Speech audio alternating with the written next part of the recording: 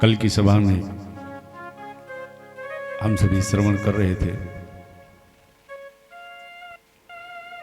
कि हमारे श्याम सुंदर अपने परम भक्त पितामह का अंतिम संस्कार करा के और आज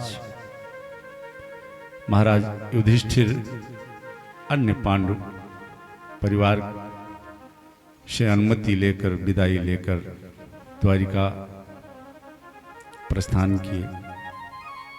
आज महीनों बीत गया था, हस्तिनापुर गए हमारे श्याम सुंदर को। सारे द्वारिकावासी बंधनवार पताका केतु सभी अपने अपने घरों को संवार कर और सभी अपने अपने द्वार पर आरती की थाल सजा करके और केशव की प्रतीक्षा कर रहे हैं। कन्हैया सीधे पहुंचे अपने राजमहल में, जहां वसुदेव और माता देव की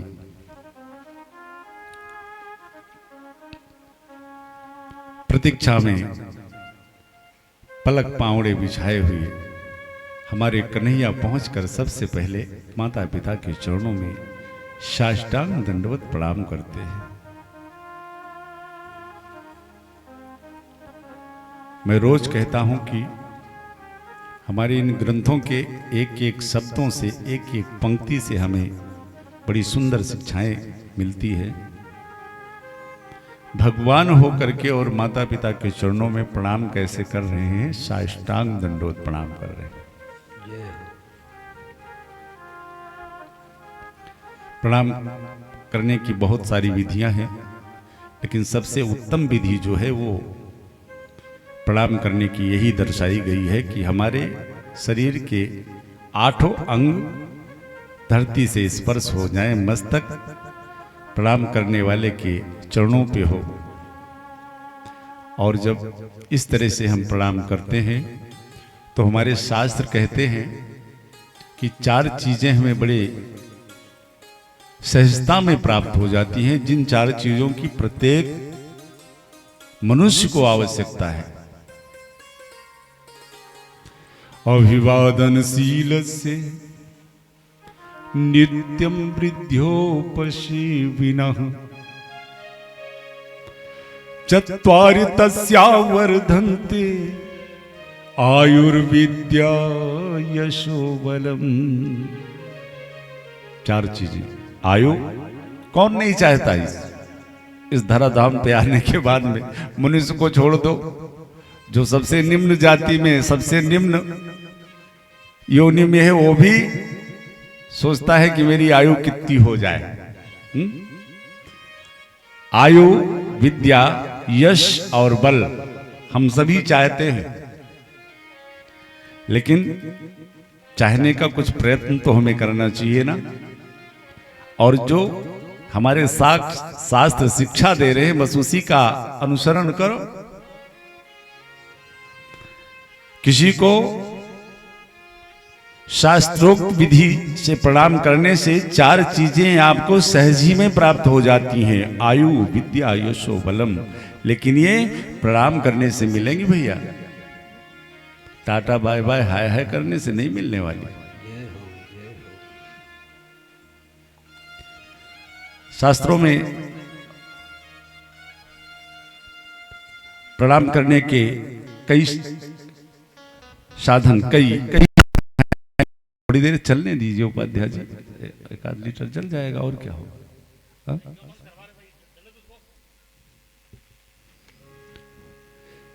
श्री राम जय राम, जय जय राम, श्री राम जय राम, जय जय राम।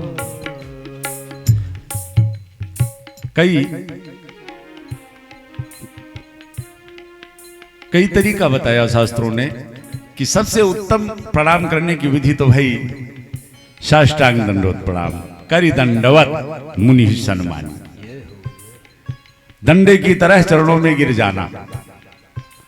अच्छा, अगर ऐसा नहीं हो पा रहा है किसी कारण, बस कपड़े वगैरह बढ़िया पहन रखे हैं, सोच रहे हैं गंदे हो जाएंगे, तो दूसरा भी थोड़ा सा इससे नीचे की श्रेणी है प्रणाम करने वाली विधा। कीन प्रणाम चरण धरि माथा, घुटनों केवल बैठो और अपना मस्तक गुरुदेव भगवान अपने पूज्य के चरणों में रखो। चलो जी, अगर ऐसा भी करने में असुविधा महसूस हो रही है तो कम से कम इतना तो कर सकते ही हो कि जोरी पानी प्रभु कीन प्रणामु, दोनों हाथों को जोड़ा, अपना मस्तक झुकाया, अपने पूज्य जनों के सामने, अपने गुरुदेव के सामने। लेकिन सबसे उत्तम विधि तो साष्टांग दंडवत प्रणाम की दर्शाई है शास्त्रों ने। अगर ये चार चीजें आपको चाहिए तो आयु, विद्या, यश, तो अपने से पूज्य को, अपने से गुरुजनों को, साधु संतों को इस प्रणाम की परंपरा का निर्वाह करो। सारे द्वारिकावासी फूले नहीं समाये हैं। आज बड़े महीनों बाद अपने केशों का उन्हें दर्शन हो रहा है।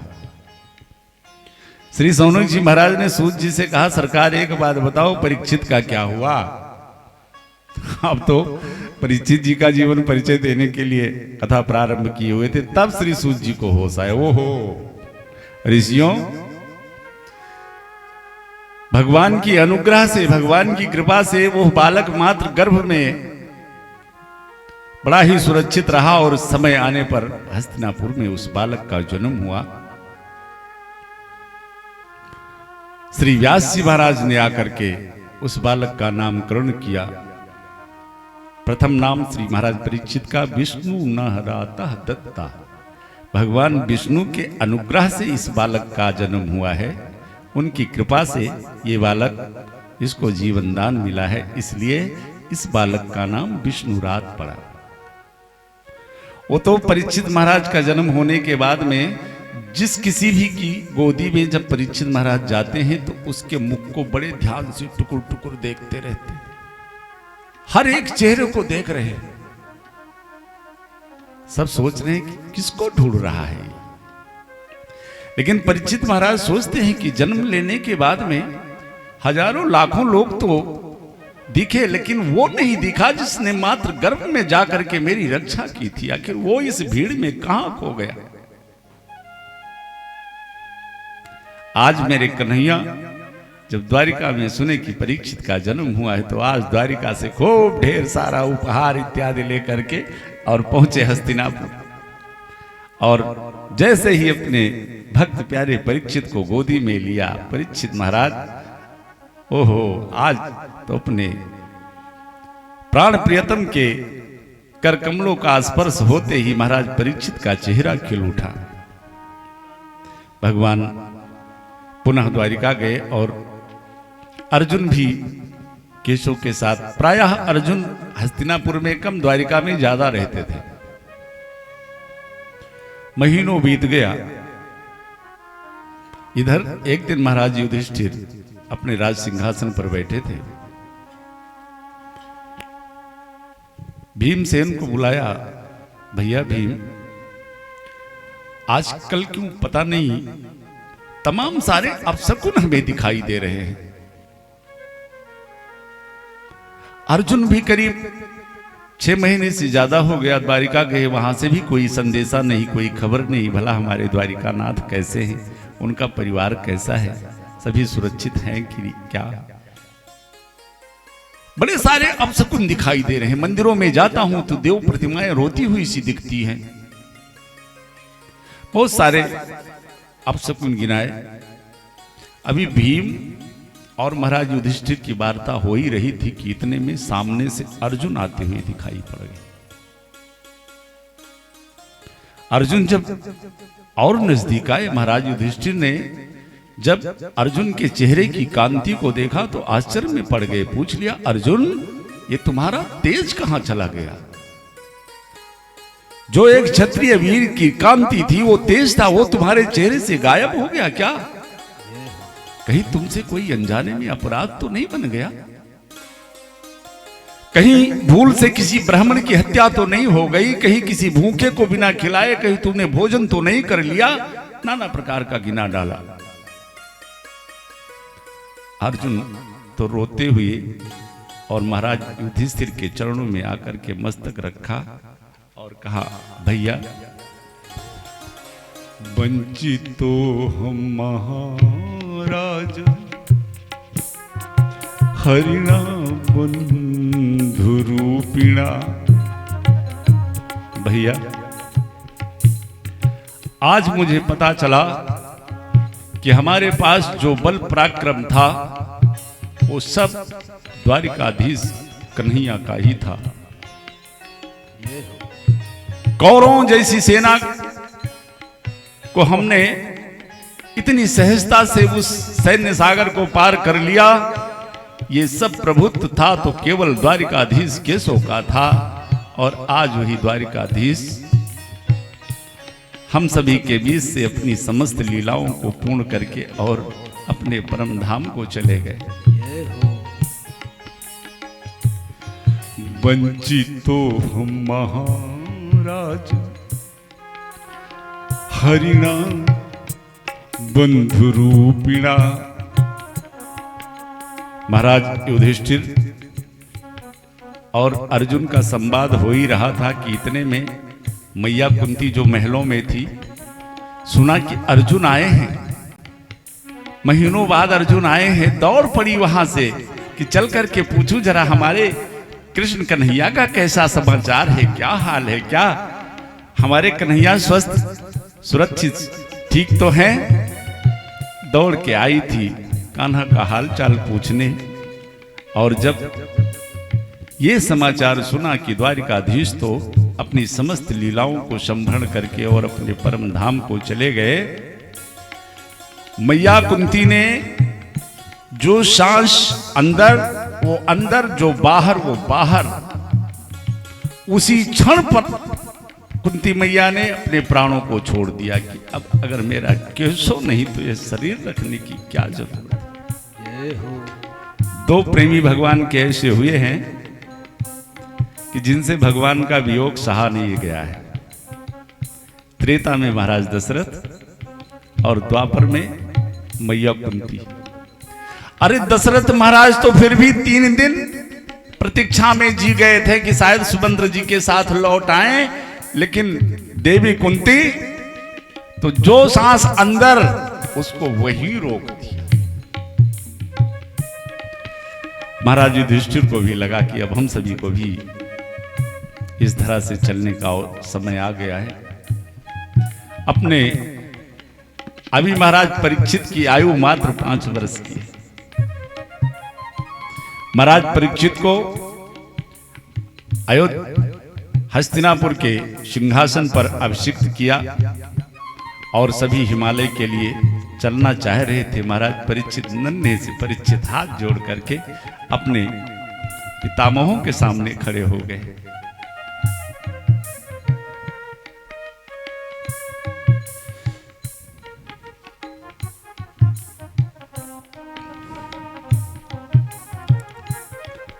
महाराज एक बात बताओ, जब आप हस्तिनापुर के सम्राट थे तो आप द्वारिकाधीश कृष्ण कन्हैया की छत्र छांव में हस्तिनापुर का राज्य संचालन कर रहे थे, और आज मुझे अकेला छोड़ करके आप सभी भी जा रहे हो। हमारे ऊपर कोई आपत्ति विपत्ति आए तो उस क्षण मेरी रक्षा कौन करेगा। तब महाराज युधिष्ठिर ने महाराज परीक्षित को 3 बातें बताई। बेटा, 3 काम करना जीवन में। पहला, पाप करने की कौन कहे, कभी आंखों के सामने पाप होते देखना भी मत।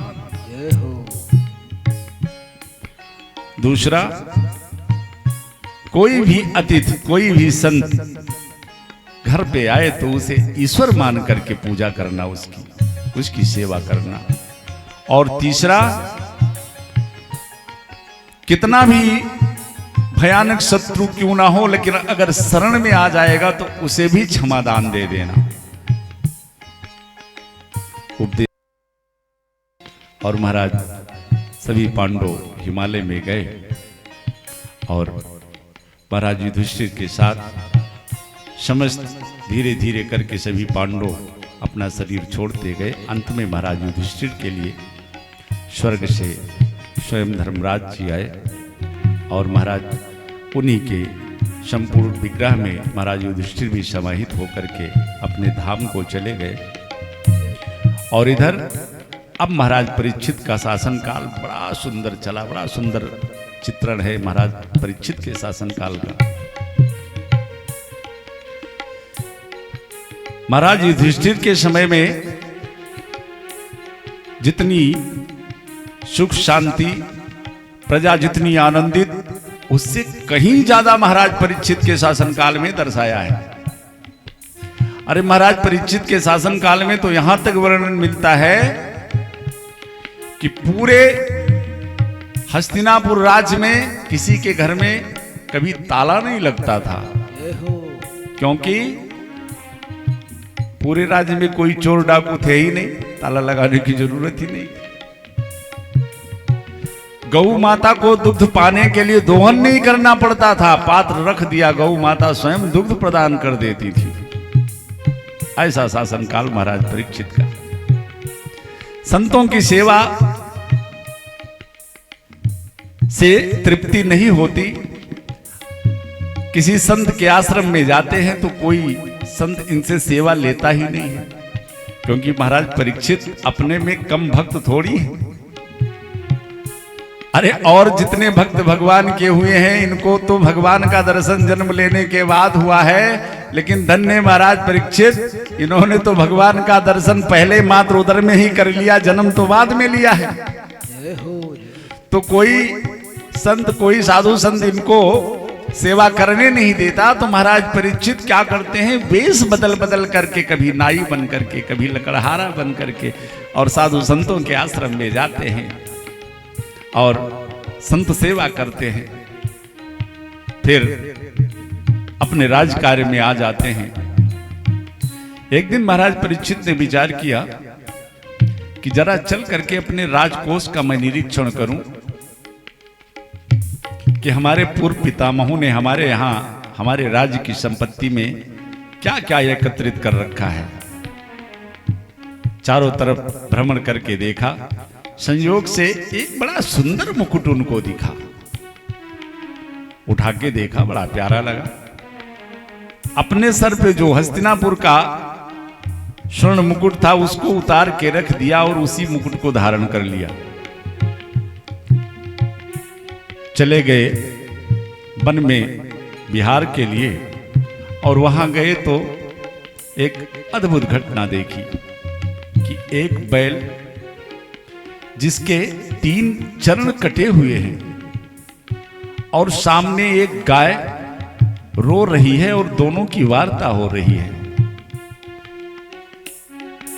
महाराज परीक्षित तो आवेश में आ गए कि परीक्षित के राज्य में गौ और ब्राह्मण पर इस तरह से कोई अत्याचार कर दे। लेकिन उन दोनों की वार्ता को एक वृक्ष के छांव में छुप करके सुनने लगे।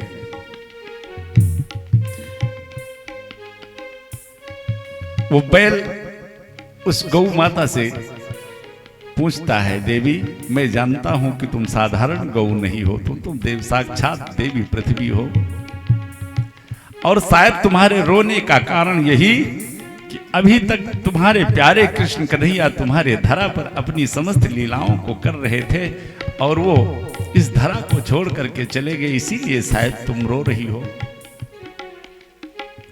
गौ माता रूपी पृथ्वी ने उस बैल से कहा, महाराज मैं भी जानती हूं कि आप साधारण बैल नहीं हो, आप तो साक्षात धर्म ही हो, जो कि वृषभ के रूप में हो।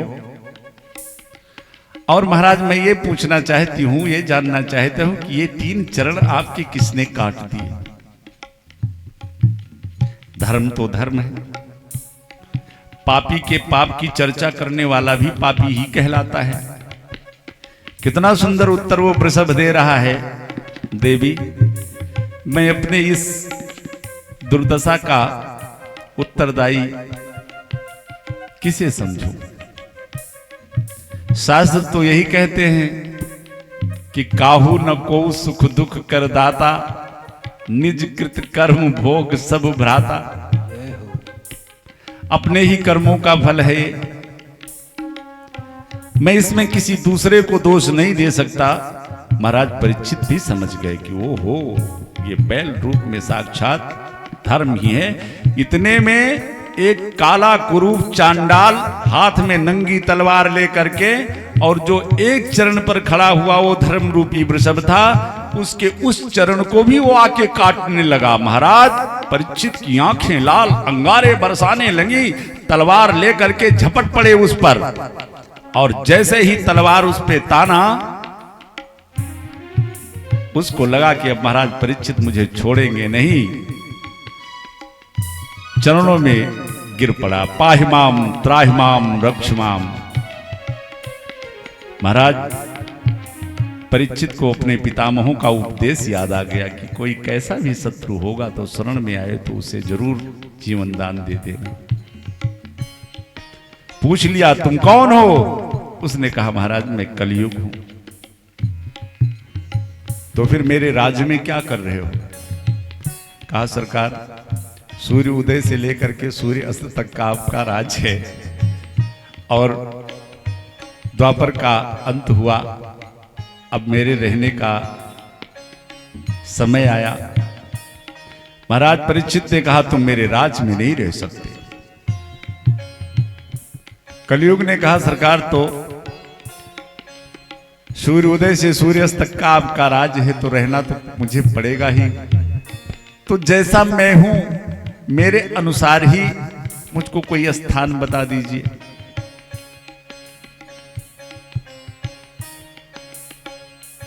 तो महाराज परीक्षित ने विचार किया और कलयुग को कहा कि अच्छा ठीक है, अगर तुझे रहना है तो जा, मैं तुझे 4 स्थान दे रहा हूं। हाँ महाराज बताओ।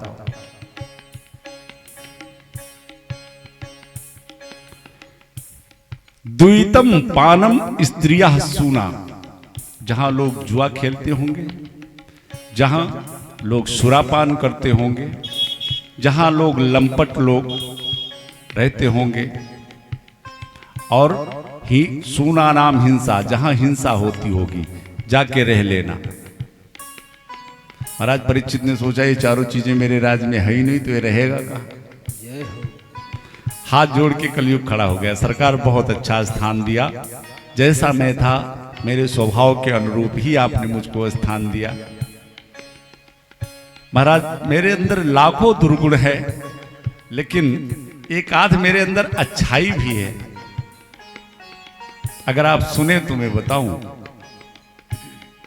महाराज परीक्षित ने कहा तेरे अंदर अच्छाई भी है? बोल भैया क्या अच्छाई है तेरे अंदर? तो कलयुग ने महाराज परीक्षित से कहा सरकार, सतयुग में लोग जब महाराज मनु और देवी शत्रुपा जैसी तपस्या करते थे तब भगवान उनको प्राप्त होते थे। आप लोग कथा जानते होंगे कितनी कठिन तपस्या महाराज मनु और देवी शत्रुपा ने किया भगवान को पाने के लिए। बरस सहस 10 त्याग्यो सो, अन्न जल का त्याग करके कितने दिन? 10,000 वर्ष, और ठाढ़े रहे एक पद दो। अस्थि मात्र हो रहे शरीरा। तपस्या करते करते भगवान को पाने के लिए शरीर में केवल हड्डी चमड़ी बची है। बड़ी कठिन तपस्या के उपरांत तब महाराज भगवान की प्राप्ति होती थी सतयुग में। युग बदला, भगवान को पाने का साधन बदल गया। त्रेता में यज्ञ की प्रधानता हुई, और यज्ञ का आचार्य और यजमान कैसा होता था तब भगवान मिलते थे। महाराज वशिष्ठ जैसा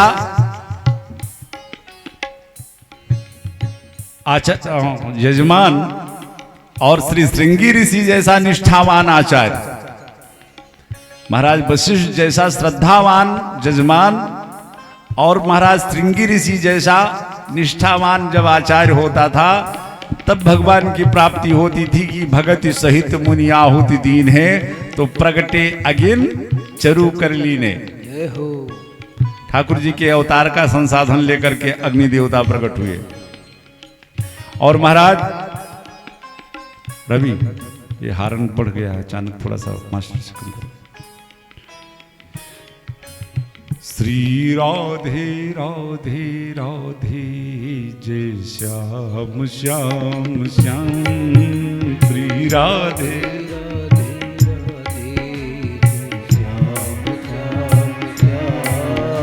श्री राधे श्री राधे श्री राधे। महाराज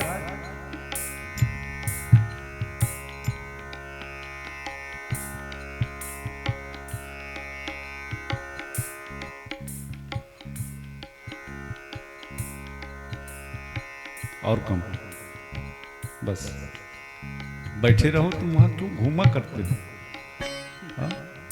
23 घंटे जो मर्जी कर लो भैया, 1 घंटे समय दे दो।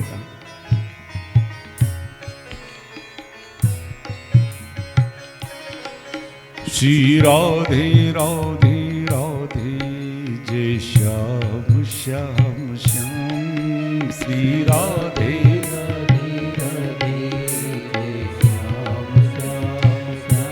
देखिए कलयुग कह रहा है महाराज ना, महाराज मनु और देवी शत्रुपा की तरह तपस्या करना है मेरे युग में, और ना त्रेता की तरह यज्ञ करने की जरूरत है, और ना द्वापर में दान की प्रधानता थी,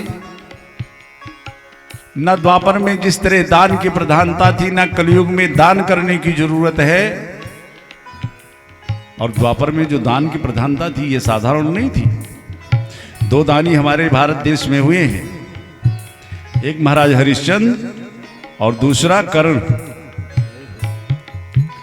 महाराज हरिश्चंद्र और कर्ण में दान देने की विधा में फर्क क्या है कि महाराज हरिश्चंद्र के पास परिस्थिति का दान है। रात्रि में विश्वामित्र जी ने सपने में दान ले लिया तो उसे पूर्ण करना है, वचनों में बंध गए। लेकिन धन्य है कर्ण, महाराज हरिश्चंद्र को विवस्था में दान देना पड़ा क्योंकि वचन दे दिया। लेकिन कर्ण, एक छोटा सा मैं उदाहरण दूं कि कर्ण कैसा दानी था। अगर दान वीर कहा गया है तो केवल कर्ण को कहा गया है इस धराधाम पे। अर्जुन का और कर्ण का युद्ध हो रहा है। अर्जुन अपने बाणों की बौछार करते हैं तो कर्ण का रथ कई कदम पीछे चला जाता है। कर्ण अपने बाणों का प्रहार करता है तो 2 अंगुल अर्जुन का भी रथ पीछे खिसक जाता है। अर्जुन का रथ जब पीछे खिसकता है तो कन्हैया के मुंह से निकल जाता है, वाह कर्ण वाह। अर्जुन को ये बात अच्छी नहीं लगी, सरकार सारथी मेरे हो, मैं बाणों का प्रहार करता हूं, इसका रथ कई कदम पीछे जा रहा है और 2 अंगुल में इसकी प्रशंसा कर रहे हो। और वैसे भी आप सारथी मेरे हो और शत्रु की प्रशंसा करो तो ये क्या सारथी धर्म का आप उल्लंघन नहीं कर रहे हो? आज कर्ण और अर्जुन का अंतिम युद्ध था। कर्ण अर्जुन के द्वारा चलाए हुए बाणों से रोम रोम में कर्ण के बांध बिध गया। अर्जुन कर्ण रथ से नीचे गिर पड़ा। मृत अवस्था में समझ करके कर्ण को कन्हैया और अर्जुन अपने शिविर को गए। लेकिन शिविर में जा करके कन्हैया ने अर्जुन से कहा कि अर्जुन तू बार बार मुझसे कहता था कि कर्ण की प्रशंसा मैं क्यों करता हूं, चल दिखाऊं तुझे। भगवान ने अपना भी ब्राह्मण का रूप बनाया और अर्जुन का भी ब्राह्मण का वेश बना दिया। और जहां कर्ण अब प्राण निकले कि तब पहुंच गए अर्जुन को लेकर के और सामने पहुंचकर बोल दिया, दानवीर कर्ण की जय हो। कर्ण ने आंख खोला, देखा तो सामने ब्राह्मण याचक खड़े हैं। गंभीर हो गया, लगता है कि अंतिम क्षणों में प्रण टूट जाएगा क्या, क्योंकि आज तक कर्ण के द्वार से कोई खाली नहीं गया है। ब्राह्मण देवता, अब तो ये अंतिम क्षण है, आपको देने के लिए मेरे पास कुछ नहीं है। ब्राह्मण बने अर्जुन भगवान ने कर्ण से कहा, तो एक काम कह दे कर्ण, अपने मुंह से तो बोल दे कि मैं वापस जाऊं। तब तक कर्ण को एक बात याद आ गई, कर्ण के दांतों में सोने लगे हुए थे। प्रसन्न हो गया। ब्राह्मण देवता, और तो मेरे पास कुछ नहीं है, लेकिन कृपा करके मेरे दांतों में सोने लगे हुए हैं, आप मेरे इन दांतों को तोड़ लीजिए।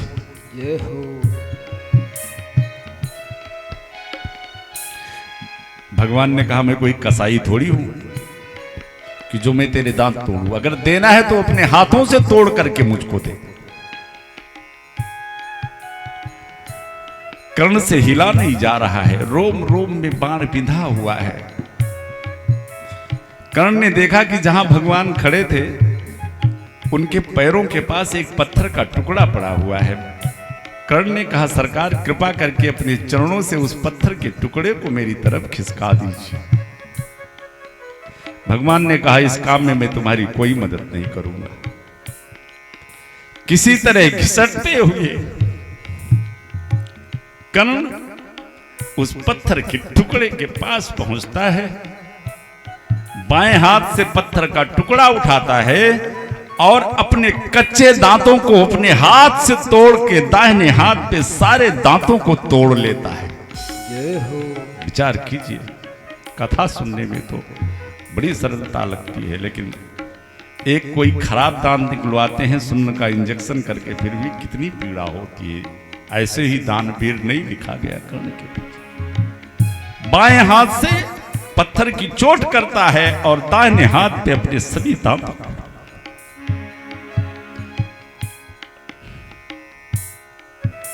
अब तो कर्ण से बोला भी नहीं जा रहा है, भगवान की तरफ बढ़ा दिया।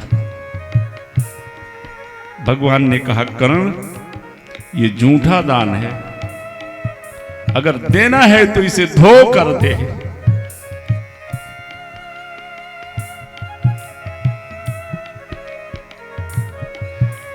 कर्ण ने विचार किया, इस कुरुक्षेत्र के सभनांगण में जाने कितने योद्धा ऐसे पड़े हैं कि अगर उनको थोड़ा सा जल मिल जाए तो उनकी प्राण रक्षा हो जाए, यहां जल कहां से लाऊं। तब तक देखा थोड़ी दूर पर धनुष पड़ी हुई थी कर्ण की, बगल में तरकस पड़ा हुआ था। घिसट करके धनुष उठाया, पांव में फंसाया, तरकस से एक बाण निकाल करके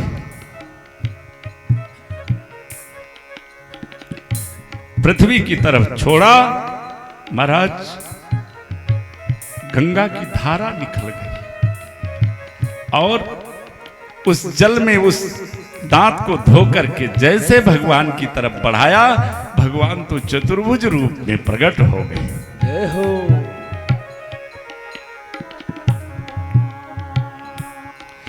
श्री राधे राधे राधे, जय श्याम श्याम श्याम।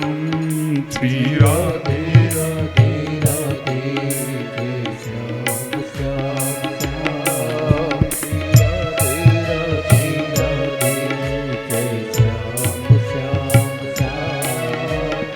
अब कलयुग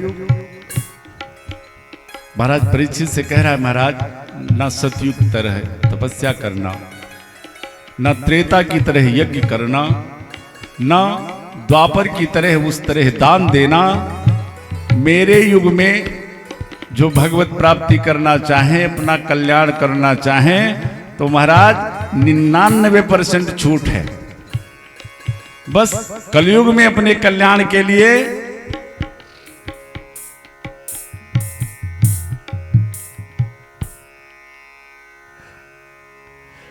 कलयुग के बलिनाम आधारा, कलयुग के बलिनाम आधारा, कलयुग के बलिनाम आधारा, कलयुग के बलिनाम आधारा, कलयुग के बल हरि गुण गाहा, कलयुग के बल हरि गुण गाहा, सुमीरी सुमीरे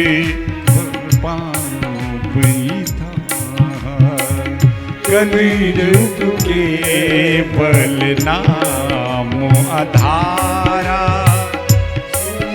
सुमीरे भवभूत रही। महाराज, ना तपस्या करने की जरूरत, ना दान देने की जरूरत, ना यज्ञ करने की जरूरत। हमारे युग में काम करते रहो, नाम जपते रहो, अपने रथ को सुमार्ग चलाते चलो, कृष्ण गोविंद गोपाल गाते चलो, गाते चलो। जय हो। महाराज परीक्षित ने जब कलयुग के इस गुण को सुना तो कलयुग के ऊपर रीझ गए। बस यही गलती कर दिया महाराज परीक्षित ने। एक शास्त्र के नियम का पालन नहीं किया, क्योंकि भागवत में ही एकादश स्कंद में उद्धव जी ने हमारे श्री श्याम सुंदर से धर्म की परिभाषा पूछी कि केशव, गुण दोष की परिभाषा पूछी कि सबसे बड़ा गुण क्या है और सबसे बड़ा दोष क्या है। तो कन्हैया ने कहा, उद्धव, गुण दोष त्रिशिर दोषः गुणस्तु भय वर्जिता। सबसे बड़ा गुण व्यक्ति का यही होना चाहिए, यही होता है कि वो किसी के गुण दोष को ना देखे, न उसके गुण को ही देखे, न उसके दोष को ही देखे। दोष देखोगे तो उसके प्रति आपकी घृणा होगी, और गुण देखोगे तो उसके प्रति आपकी आसक्ति बढ़ेगी, और ये दोनों हमें पतन की तरफ भी ले जाएंगे। आसक्ति भी हमें इस जगत से बांध देगी। इसलिए गुण दोष त्रिशिर दोषः गुणस्तु भय वर्जिता। गुण दोष देखना ही बंद कर दो। बस महाराज परीक्षित कलयुग के इस गुण पर इतना रीझे हुए थे कि वो कलयुग से बोल पड़े, हाँ अर्जुन, हाँ कलयुग, एक गुण तो तेरे अंदर बहुत अच्छा है। तो कहा, सरकार तो एक काम करो, अभी तक जो 4 स्थान आपने हमको दिया है मेरे अनुसार दिया है, लेकिन एक कोई बढ़िया जगह दे दो मेरे गुण के हिसाब से। अब चूंकि रीझे हुए थे, बस मुंह से निकल गया कि जा कलयुग, तुझे मैंने सोना भी दे दिया, तू सोने में भी रह सकता है। पर यहां भी एक प्रश्न उठता है कि गीता में भगवान ने स्पष्ट कहा है कि धातु नाम अस्मि कांचनम, धातुओं में मैं सोना हूं। तो अब सोने में भगवान का भी वास है, और सोने में फिर कलयुग का वास कैसे हो गया? तो हमारे संत इसका निराकरण करते हैं कि देखिए, जो शुद्ध सात्विक ढंग से कमाया हुआ स्वर्ण है, उसमें तो हमारे ठाकुर जी का निवास है, उसमें तो मेरे ठाकुर जी का वास है।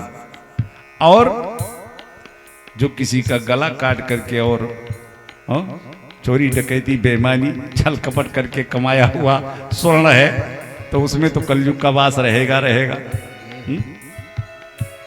फिर लोगों ने कहा कि महाराज अब एक बात बताओ, सोना इतना महंगा है, इतने अब ईमानदारी मेहनत से मेहनत की कमाई से वो अब सोना तो फिर खरीद पाना ही आसान नहीं है। तो थोड़ी सी छूट दे दी शास्त्रों ने। कहा ठीक है, बहुत ज़्यादा बेईमानी करके नहीं, लेकिन वो थोड़ा सा घूस वूस वाला अगर आ ही जाता है किसी तरीके से, तो एक काम करना। बोले क्या? कहा ठीक है, वैसे इस सृष्टि में कोई ऐसी वस्तु नहीं है कि जिसमें केवल गुण ही हो, या कोई ऐसी वस्तु नहीं है कि जिसमें केवल दोष ही हो। क्योंकि जड़ चेतन गुण दोष में, कुछ गुण कुछ दोष हर वस्तु में है। प्रत्येक वस्तु सदोष है, तो उसे शुद्ध करने के लिए क्या करना चाहिए? जैसे सोने में दोष है तो उस दोष को समाप्त करने के लिए क्या करना है? शास्त्रों ने हमारे कहा कि बढ़िया सुंदर आभूषण भले बनवाओ अपने लिए, लेकिन जब बन करके आए तो सबसे पहले अपने लड्डू गोपाल को उसे चढ़ाओ और उसके बाद में फिर उसे ग्रहण करो, फिर वो होगा दोष। अब तो वो भगवान का आपका प्रसाद हो गया। तुम ही निवेदित भोजन करही, तुम ही निवेदित भोजन, प्रभु प्रसाद पट भूषण धरही, प्रभु प्रसाद पट भूषण धरही। सोना बताया, बस क्या था महाराज? तुरंत कलिकाल सूक्ष्म रूप से महाराज परीक्षित के सर पे जो मुकुट था स्वर्ण का था, उसी में जा करके समाहित हो गया। जय हो। अब यहां भी एक तर्क उठता है कि महाराज हस्तिनापुर का जो राज मुकुट था, क्या वो कुरीति से कमाया हुआ धन था कि जहां युधिष्ठिर और अर्जुन श्री कृष्ण जैसे संचालक रहे हों जिस राज के? तो अभी मैंने बताया कि महाराज परीक्षित राजकोष का निरीक्षण करने गए थे। अपने हस्तिनापुर का जो स्वर्ण मुकुट था उसको उतार के रख दिया था और राजकोष में एक बड़ा सुंदर स्वर्ण मुकुट देख करके महाराज युधिष्ठिर ने उसे पहन लिया था। और वास्तव में वह मुकुट था जरासंध का। जब भीम ने जरासंध का वध किया तो उसका मुकुट लेकर उठा लिया। युधिष्ठिर महाराज ने कहा, भीम ये क्या कर रहे हो? देखिएगा, बड़ा सुंदर संकेत है। जो हम कहीं इधर उधर से कुरीति से कमाया हुआ धन घर में लाते हैं, उसका क्या दुष्प्रभाव होता है। युधिष्ठिर महाराज ने कहा, भीम क्या कर रहे हो?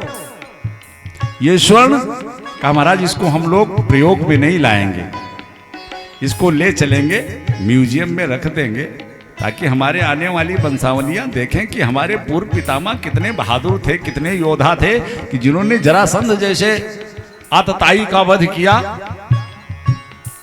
और देखिए, अगर आज वही मुकुट महाराज भीम अपने घर ना लाए होते, अपने राज्य में ना लाए होते, तो महाराज परीक्षित के सामने जो समस्या खड़ी होने जा रही है, उनके वंशजों के सामने शायद ये समस्या टल जाती। इसीलिए भैया, परिवार के लिए अपने से जो हमारे संतानें हैं उनकी सुरक्षा के लिए धन बहुत सोच समझ करके उनके प्रयोग में लाना चाहिए।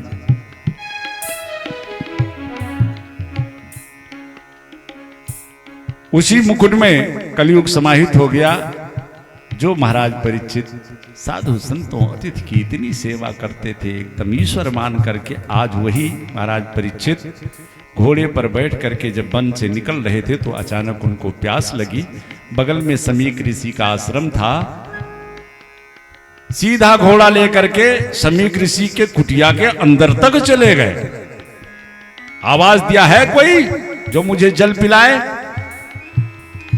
कुटिया में समीक ऋषि अंदर भगवान के ध्यान में ध्यानस्थ बैठे थे और सारे शिष्यगण उनके सुपौत्र वगैरह सभी कौशिकी नदी पर स्नान करने गए थे और कोई आश्रम में था नहीं। जब महाराज परीक्षित को प्रत्युत्तर नहीं मिला तो घोड़े से उतरे। सोचा, लगता है इन पाखंडी महात्माओं ने मुझे देखा, लेकिन देखकर और अपनी आंखें बंद करके समाधि में बैठ गया कि राजा आया है, इसकी सेवा करनी पड़ेगी और इनका धर्म बनता है कि राजा की सेवा करें, क्योंकि ये हमारी प्रजा है। देखिए कलयुग ने कैसी मति बिगाड़ दी। अंदर गए तो समीक ऋषि भगवान के ध्यान में बैठे हैं। राजा क्या बोल रहा है, क्या कर रहा है, कुछ ध्यान ही नहीं।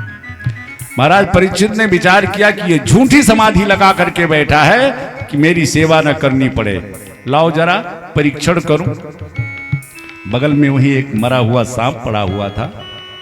सो महाराज परीक्षित ने अपने धनुष की कोठी से उस सांप को उठा करके और समीक ऋषि के गले में लपेट दिया। अगर झूठी समाधि होगी तो अभी इसकी समाधि खुल जाएगी, पर महात्मा असली, समाधि असली, कोई फर्क ही नहीं, क्या हो रहा है। एक बात मैं आपको और बताऊं, साधु को पहचानने के लिए हम सभी मनुष्यों के लिए ये बड़ी सतर्कता पूर्ण चर्चा है। साधु की पहचान के लिए हमें अपनी दृष्टि बहुत पैनी रखने की जरूरत है। किसी असली महात्मा को अगर नकली मान लिया तो पतन, तो विनाश, और किसी नकली महात्मा को अगर असली मान लिया तो विनाश कर देगा। रामायण में भानु प्रताप की कथा आती है। हाँ, एक पाखंडी महात्मा के चक्कर में पड़ करके महाराज भानु प्रताप का सर्वस्व विनाश हो गया। और यहां देखिए समीक ऋषि महात्मा असली, समाधि असली, पर महाराज परीक्षित नकली मान बैठे।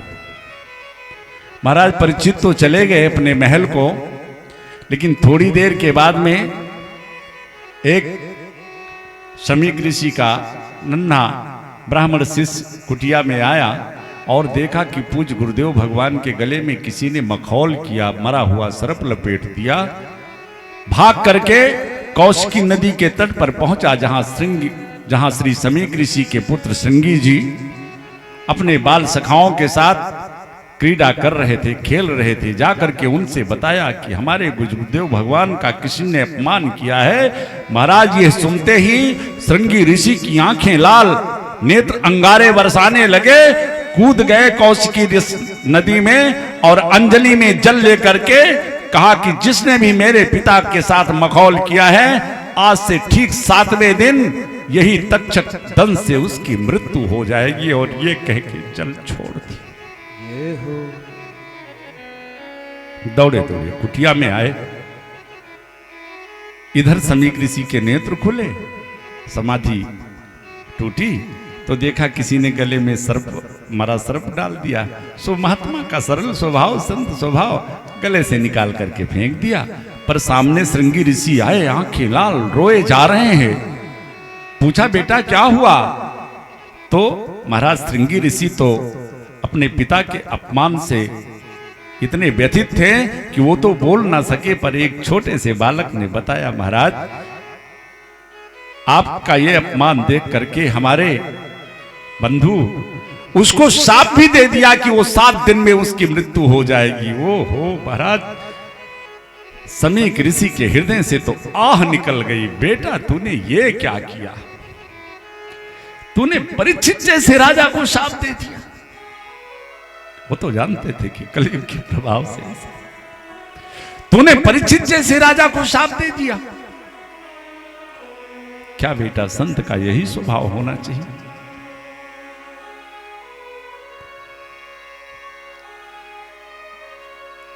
अब इस सृष्टि को, इस धरा को परीक्षित जैसा राजा नहीं मिलेगा, क्योंकि अब तो आने वाले समय में जितने भी राजा होंगे सभी धर्म निरपेक्ष हो जाएंगे। धर्म से किसी का कोई लेना देना ही नहीं रह जाएगा। और जब राजा के अंदर से धर्म समाप्त हो जाएगा तो प्रजा के अंदर धर्म कहां रह जाएगा? और जब प्रजा के अंदर से धर्म समाप्त हो जाएगा बेटे, तो वर्ण संकरता फैल जाएगी। और इस सब का कारण बेटा तू बनेगा। श्रृंगी ऋषि को भी बड़ा उपदेश दिया। उसके बाद में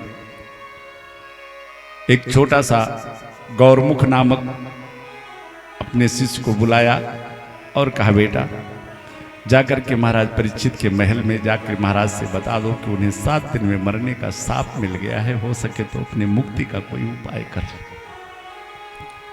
इधर ये ब्राह्मण कुमार जा रहा है। उधर जब महाराज परीक्षित महल पे पहुंचे और उस स्वर्ण मुकुट को उतारा और सारी घटनाएं जब उनको याद आई तो कराह उठे कि आज मेरे से एक संत का अपमान हो गया।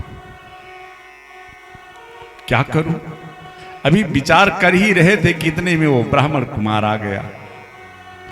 देखते ही महाराज परीक्षित ने उसके चरणों में मस्तक रख के प्रणाम किया। उसने गुरुदेव भगवान की जो भी बातें थी सब सूचना दी महाराज परीक्षित को।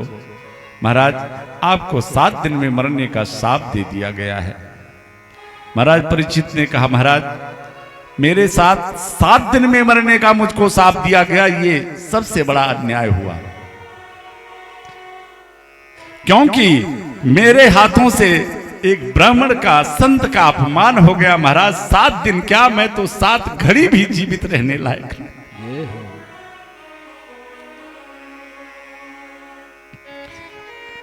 ऋषि कुमार चला गया, महारानी को बुलाया। महारानी आओ, मैं तुम्हें दुनिया का सबसे बड़ा आश्चर्य बताऊं। देखिए अपनी बातों को कितने सुंदर ढंग से महारानी को बता रहा। महारानी आई, महाराज क्या? कहा सबसे बड़ा आश्चर्य मैं तुमको बताऊं। क्या महाराज?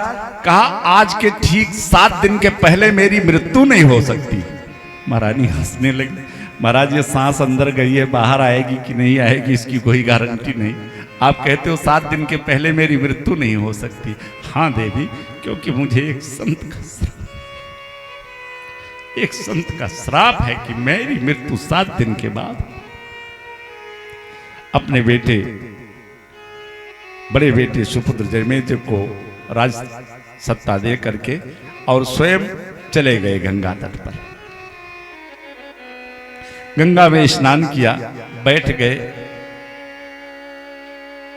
जो संत सुन रहा है कि महाराज परीक्षित को साप मिल गया, सभी गंगा तट की तरफ भाग पड़े। लमसम 25,000 ऋषियों का समुदाय देखते ही देखते गंगा तट पर एकत्रित हो गया।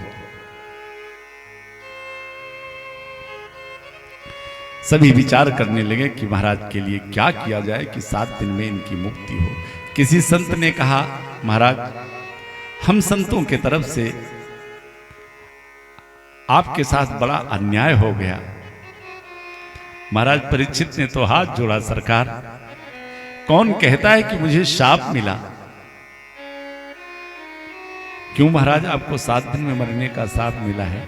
महाराज परीक्षित ने कहा, महाराज एक बात बताइए, उसी शाप के कारण आज आप जैसे 25,000 ऋषियों का, संतों का समुदाय मेरे पास बैठा हुआ है। मुझे एक साथ इतने संतों का दर्शन करने का सौभाग्य मिल रहा है। महाराज गिरजा संत समागम सम न लाभ कछु आन। कौन कहता है कि मुझे शाप मिला? फिर भी महाराज आपके मुक्ति का, उपाध्याय जी एक बात याद आई, रामायण में चर्चा आती है कि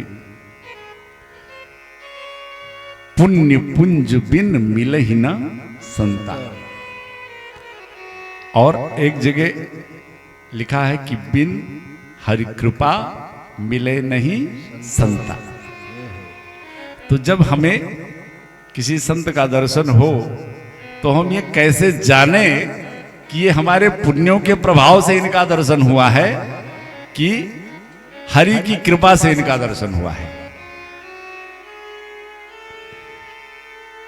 तो देखिए, जिस दिन रात्रि में शाम को विश्राम करने के लिए आप अपने शयन कक्ष में जाएं, सैया पर लेटें और आपकी चित्तवृत्ति ऐसी बन जाए कि कल चलेंगे किसी संत के दर्शन को, और सुबह उठें और फिर उसे क्रियान्वित करें, चल करके किसी संत के दर्शन को पहुंचें, और जब संत का दर्शन कर लें तो ये मान लेना कि आपके पुण्यों के प्रभाव से आपकी चित्तवृत्ति ऐसी बनी कि आपको संत का दर्शन हुआ।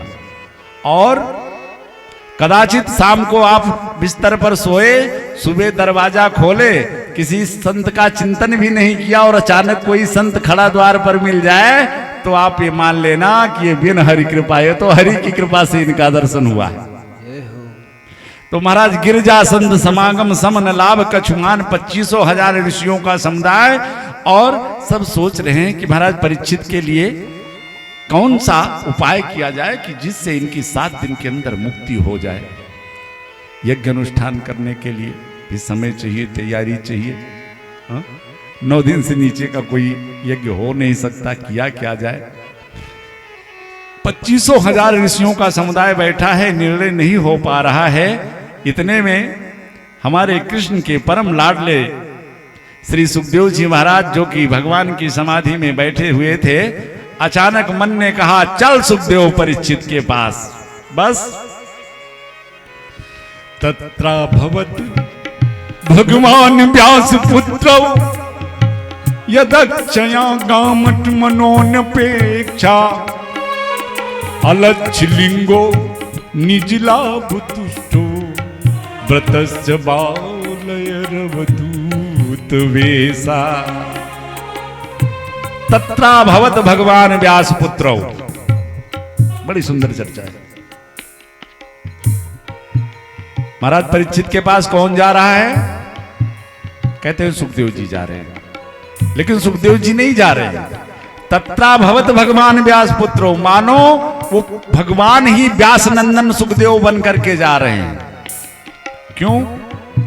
क्योंकि भगवान के परम प्यारे भक्त परीक्षित हैं, और परीक्षित के जीवन काल में 2 बार संकट आया। पहला संकट मात्र गर्भ में ही, और वो संकट भी एक ब्राह्मण के द्वारा उत्पन्न हुआ। उस ब्राह्मण ने भगवान के इस भक्त के ऊपर शस्त्र का प्रयोग किया, तो भगवान अपना गत आत चक्र, अपने हाथ में चक्र लेकर के गए और अपने उस भक्त की रक्षा की। और आज फिर दोबारा जीवन में भगवान के उस भक्त के ऊपर संकट आया है, और इसमें भी संकट उत्पन्न करने वाला एक ब्राह्मण ही है। अब की बार इस ब्राह्मण ने वाणी का बाण चलाया है, तो ठाकुर जी मानो स्वयं व्यास नंदन सुखदेव बन करके और अपने भक्त की वाणी से ही रक्षा करने जा रहे हैं। इसीलिए कहा गया तत्र भवत भगवान व्यास पुत्र यदक्षया गामट मनोनपेक्षा अलक्ष लिंगो निजलाभ तुष्टो व्रतस्य बालयरवधूत वेसा। 2 अंगुल की लंगोटी है, श्याम वरण अजान बाह निज लाभ तुष्टा। हमारे पास 2 चीजें हमारी बड़ी महत्वपूर्ण है। ये हमारा हर्ष, जो हर्षाव व्यक्ति करते हैं, हम जो प्रसन्न होते हैं, हमारी प्रसन्न मुद्रा उपाध्याय जी, और दूसरा विस्माद, जो कि हम दुख व्यक्त करते हैं। हर्ष और विस्माद ये हमारे जीवन की दोनों बहुत महत्वपूर्ण चीजें हैं। अब आप कहोगे महाराज हर्ष महत्वपूर्ण हो सकता है, ये दुख विस्माद ये काहे को महत्वपूर्ण होगी? हाँ, दुखी होना, चेहरा लटकाना, महाराज ये भी कोई अच्छी बात है। लेकिन एक बात बताऊं, हमारे इस मानव जीवन धारण करने के उपरांत समाज में रहना है, अगर समाज में सम्मान पाना है, तो इसकी भी बहुत आवश्यकता है। उदाहरण, मान लिया किसी के जवान बेटे की मृत्यु हो गई और आपका वो बड़ा करीबी था, और आप उसके घर पहुंचे और आपके पास विस्माद नहीं है, आप दुखी नहीं हो सकते, क्योंकि आप तो हरदम प्रसन्नचित हंसने वाले हैं। और वहां पहुंच करके आप हंसते हुए पहुंचो तो बताइए अच्छा लगेगा? हाँ, ये सामाजिकता रहेगी?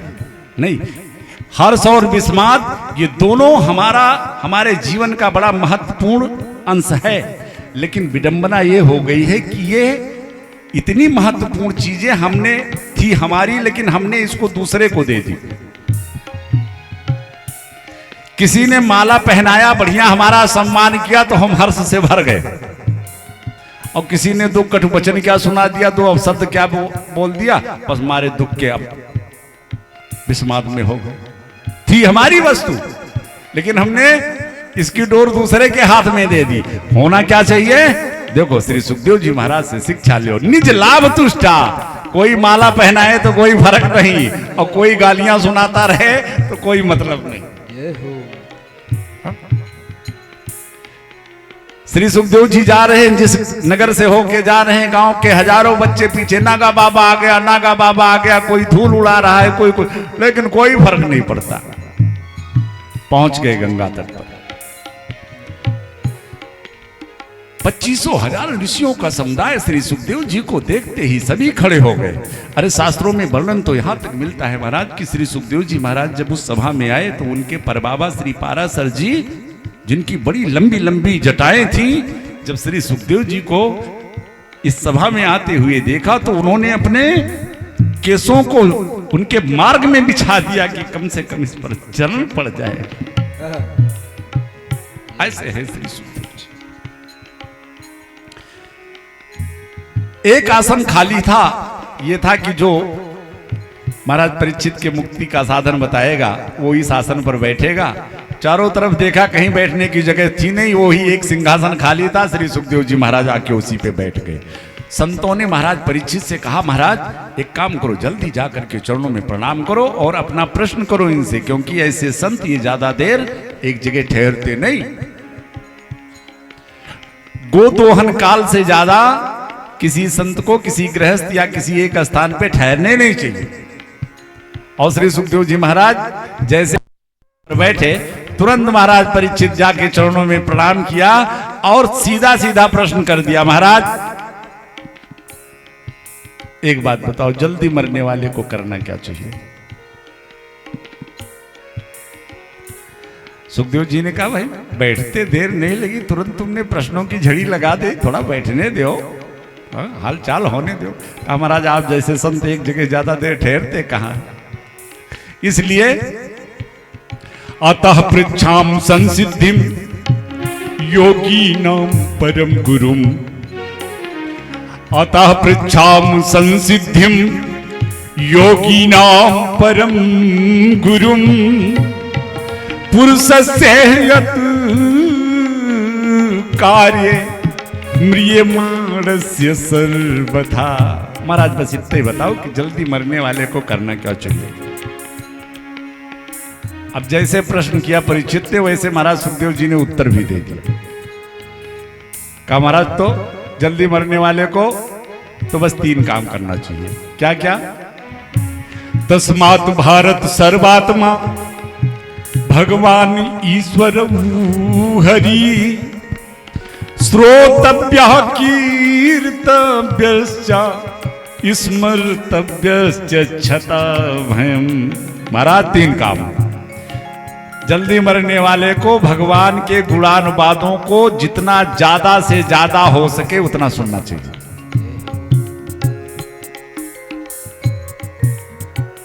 स्वयं सुने और फिर उन्हीं गुणगणों का गायन करें। और कदाचित न सुनने का अवसर मिले न सुनाने का अवसर मिले तो अस्मर्तव्यश्च क्षता भयम्, भगवान के उन्हीं गुणगणों का स्मरण करें, चिंतन करें। परीक्षित बस श्वास श्वास पर कृष्ण भज, वृथा श्वास जनि होए। श्वास श्वास पर कृष्ण भज, वृथा श्वास जनि खो।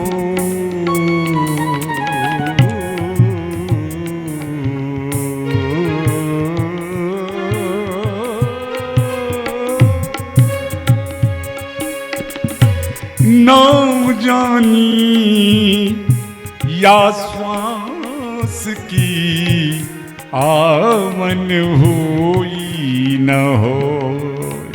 इसलिए परीक्षित जल्दी मरने वाले को तो बस एक ही काम करना चाहिए। क्या?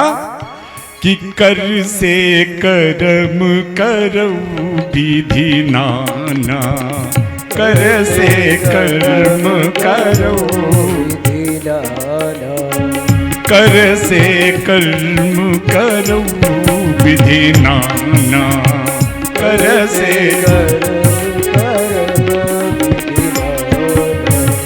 कर से कर्म करऊ विधि नाना, कर से कर्म।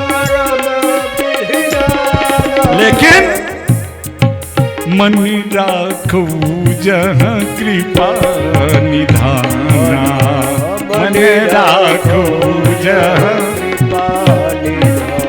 परिचित मन को भगवान के चरणों से जोड़ दो परीक्षित जी ने कहा महाराज यही तो सबसे बड़ी विडंबना है, ये मन ही तो एक ऐसा है कि जो अपने कहने में नहीं है। हर कोई मंदिर जाता है, हर कोई भगवान की पूजा करता है और चाहता है कि मन से करूं, लेकिन पूजा पूरी हो जाती है, मन देवता पता लगता है कहीं महाराष्ट्र, कहीं गुजरात है, कहीं कलकत्ता है ना। तो महाराज समस्या तो यही है, आप कह रहे हो मन राखो जहां कृपा निधान। हाँ, ये शरीर तो कृपा निधान के मंदिर में पहुंच जाती है, लेकिन मन ही देवता तो साथ छोड़ देते हैं इसका। ये मन बड़ा चंचल है, कैसे तेरा भजन करूं, कि जितना इसे समझाऊं, कि जितना इसे समझाऊं, उतना ही मचल जाए, जितना इसे समझाऊं, उतना ही मचल जाए। राधे तेरे चरणों की, हो राधे तेरे चरणों की। महाराज परीक्षित ने कहा सरकार ये तो बताओ कि ये मन हमारे पास रुके कैसे। तो देखिए बहुत सारे ग्रंथ हैं, सभी कहते हैं कि भगवान से प्रेम करो, मन हरि में लगाओ, लेकिन ये कोई नहीं बताते कि मन लगेगा कैसे भगवान में। लेकिन ये भागवत ग्रंथ एक ऐसा है कि इसने कुछ छुपाया नहीं है, अन्यथा बहुत सारे ग्रंथ जो हमको मिलते हैं, प्राप्य हैं, उसमें देखिए हमारे ऋषि परंपरा के हिसाब से दो मार्ग, दो रास्ते, दो साधन हमको मिलते हैं अपने कल्याण के लिए। एक तो इन ग्रंथों के माध्यम से वो भगवान की वाणी, भगवान का संदेश हम तक पहुंचाया गया, लेकिन एक वो ऋषि परंपरा और गुरु परंपरा के माध्यम से भगवान का संदेश हमारे पास पहुंचाया गया। क्यों? क्योंकि जो गूढ़ तत्व थे, जो बड़ी रहस्यपूर्ण बातें थी, हमारे ग्रंथकारों ने विचार किया कि अगर ये भी इन ग्रंथों में भाषाबद्ध कर दिया जाएगा तो हो सकता है कि कहीं ना कहीं ये अनाधिकृत लोगों के हाथ लग जाए। तो इसलिए इसे दो परंपराओं में बांट दिया गया, एक तो ये ग्रंथ परंपरा और दूसरा आचार्य परंपरा। एक गुरु ने अपने शिष्य को दिया, उस शिष्य ने अपने शिष्य को दिया, फिर उस शिष्य ने अपने शिष्य को प्रदान किया। लेकिन ये भागवत ग्रंथ देखिए मानस में भी है, लेकिन मानस में बहुत सारे गुण तत्व छुपा लिए गए हैं, वो आपको गुरु परंपरा से ही मिलेंगे। संकेत तो है, लेकिन उन तत्वों को प्राप्त करना है तो गुरु की शरणागति लेनी है। लेकिन ये भागवत तो ऐसा ग्रंथ है, देखो परीक्षित जी ने कहा कि मन ही तो ऐसा है कि जो जाना नहीं चाह रहा है। तब श्री सुखदेव जी महाराज ने 4 साधन बताया कि अगर मन को अपने बस में रखना है तो 4 काम करो। कौन कौन सा? जितासनो जित श्वासो जित संगो जितेंद्रिय। पहला, अच्छा एक बात बताओ, कितने लोग इसमें हो कि जो अपने मन को अपने बस में चलाना चाहते हो? कोई नहीं चाहते, आप चाहते हो? हाथ उठाओ, कितने लोग चाहते हो अपने अच्छा, आप मन के साथ चलना चाहते हो? मन के साथ चलोगे तो मटिया मेट कर देगा ये। हमारे साथ मन चले, और अगर हमारे साथ मन चले, सभी चाहते हो, तो देखिए इस 4 काम करना शुरू कीजिए। पहला क्या है? जितासनो, ब्रह्म मुहूर्त में उठाओ। अब ब्रह्म मुहूर्त 8 बजे का नहीं होता, ये भी ध्यान रखो। हाँ, हमारे ऋषि परंपरा में 3 स्नान बताया गया है। ब्रह्म मुहूर्त में जो स्नान है वो ऋषि स्नान है, 5:30 बजे के पहले पहले, 3:30 से 5:30 के बीच का जो स्नान है ब्रह्म मुहूर्त का, ये ऋषि स्नान है। और 5:30 बजे से लेकर के सूर्य भगवान उदय ना हुए हों तब तक का स्नान जो है ये मनुष्यों का स्नान है। और सूर्य उदय से लेकर के बाकी पूरा दिन, अब मनुष्यों के बाद कौन होता है वो तो आप लोग जान लो। हाँ? तो पहले तो अगर ऋषि स्नान ना कर सके तो भैया मनुष्य स्नान पे जरूर आए। मन को अपने बस में चलाने वालों की बात मैं कर रहा हूं, बाकी मन के साथ चलने वाले तो जैसा कर रहे हो बढ़िया, खूब मस्ती लो, वो तो पता चलेगा कब, जब जइबो 4 दिन की चांदनी फिर अंधेरी रात। एक हमारे गुरुदेव भगवान गाया करते थे टुकड़ा, उपाध्याय जी देखिए आजकल प्रायः जो है 4 प्रकार के मनुष्य देखने को मिलते हैं।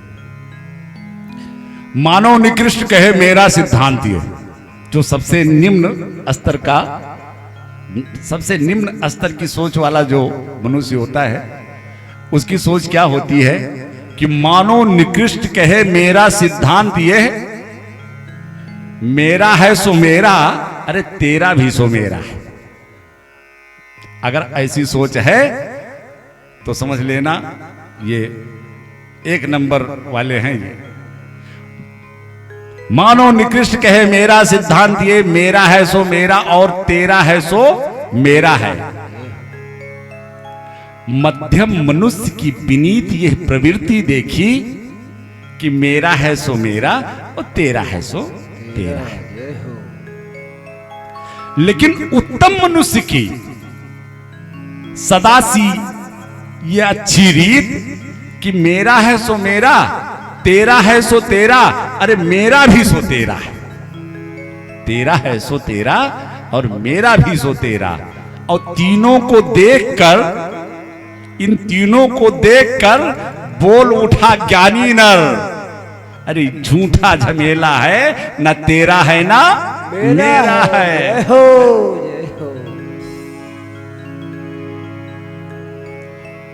तो 4 साधन बताया श्री सुखदेव जी महाराज ने महाराज परीक्षित को। जितासनो, ब्रह्म मुहूर्त में उठ करके और स्नान करके सबसे पहले अपने आसन पर विजय प्राप्त करो।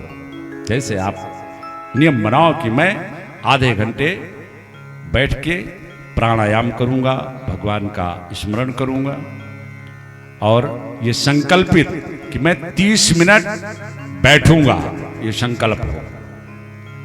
कभी बैठे हो नहीं, आज पहली बार जब बैठोगे, जैसे 5 मिनट बीतेगा तैसे मन देवता कहेंगे अरे चलो उठो, किस बाबा बैरागी चक्कर में पड़ गए, कहना शुरू करेगा। लेकिन अगर आप संकल्प लेकर के और बैठे रह गए तो ये 4-6 बार 10 बार कहेगा, कल फिर कहेगा, परसों अगर आज 10 बार कहा था तो परसों 2 ही 3 बार कहेगा। और आप नहीं उठोगे तो धीरे धीरे करके ये कहना छोड़ देगा, सोचेगा ये उठने वाला तो है नहीं, अब कहने की क्या जरूरत है। तो जितासनो और जितश्वासो, प्राणायाम करो, कुंभक रोचक पूरक जो भी सारे योगिक साधन हैं इनको करने का प्रयास करो, क्योंकि सांस का संबंध सीधा मन से होता है। आप देखो किसी को जब क्रोध आता है तो सांसें बढ़ जाती है, सांसें फुंकार लेने लगती है। तो अपनी सांसों पर विजय पाओ। जितासनो जितश्वासो जित संगु जितेंद्रिय।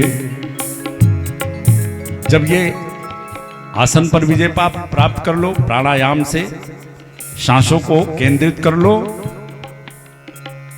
अच्छी संगति का प्रयास करो।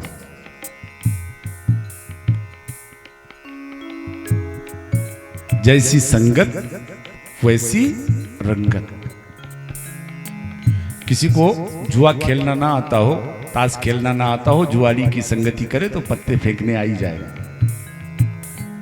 ऐसे ही अच्छी संगति आप करोगे स्वाभाविक तौर पर आ ही जाएंगे। तो आसन पर विजय प्राप्त करो, प्राणायाम करो, अच्छी संगति करो और भगवान का ध्यान करो। भागवत में 2 प्रकार ध्यान प्रक्रिया बताई गई, एक तो भगवान के स्थूल रूप का और दूसरा